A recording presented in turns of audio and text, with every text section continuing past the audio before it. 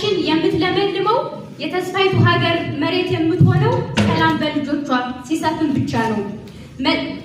መላውን ብናውቀው ብንገነዘበው ሊያኖረን የሚችል መፍትሄው ሰላም ነው። ይቺ ምስኪን ሀገር ሰፊዋ ምድራችን ጎልቶ የሚታይባት ስራና ስማችን ይብዛ ይንዛዛላት ፍቅር ሰላማችን።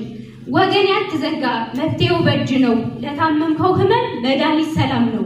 ሰላም ለሀገራችን፣ ሰላም ለህዝባችን፣ አድለን እንበለው ቸሩን አምላካችን። እንኑር በፍቅር እንኑር በሰላም፣ ከዚህ በላይ መፍትሄ ለእኛ ምንም የለም።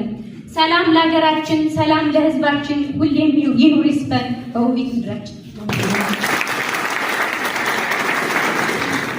የግጥሜ ርዕስ ኢትዮጵያ። በዘር በሃይማኖት የማንለይባት፣ አለባበስ ቋንቋ መልካችን ቢለያይ አንድ የምንሆንባት ኢትዮጵያ ሆናት። አማራው ከትግሬው፣ ኦሮሞ ሲዳማው፣ አፋር ቢሻንጉሉ፣ ጋምቤላው ከሐረሪው ባንድ የሚኖርባት ኢትዮጵያ ሆናት።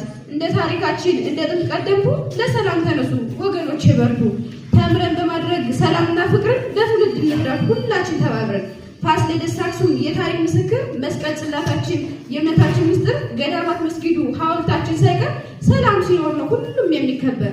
አረንጓዴ ቢጫ ቀዩ ሰንደቅሽ በዓለም ይውለብለብ ከፍ ብሎ ዝናሽ። ጎበዝ እንነሳ እንስራ ለሰላም፣ እኛ ካልተነሳን የሚደርስላት የለም።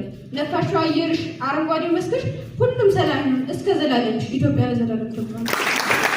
አይነታችን ባዶ ሆኖ ታየን። የእሱ ዘር እንዲህ ነው የእሷ ብሔር ይህ ነው እየተባባልን ተለያየን ተራራቅን። ምን ነው እናታችን ታማ ታለቅሳለች ዞትር። ቆይ አንድነው ብሎ ያሰበ እንኳን የለም። ከፍ ልትይ ሲገባሽ ዝቅ እያደረግንሽ በኋላ ቀር አስተሳሰብ በዘር ከፋፈልንሽ። የሰው ዘር መገኛ እንዳልተባለልሽ ምንድነው ታሪኩ ሰው ያላየንብሽ? እንባዋን አብሶ ፈገግታዋን ምላሽ የቂም በቀል ቁርሾ የሀገራችን አዳሽ። ማነው ጀግና ልጇ አለሁኝ የሚላት ልጆቿን አንድ ላይ የሚያስታርቅላት የተለያዩትን አንድ የሚያደርግላት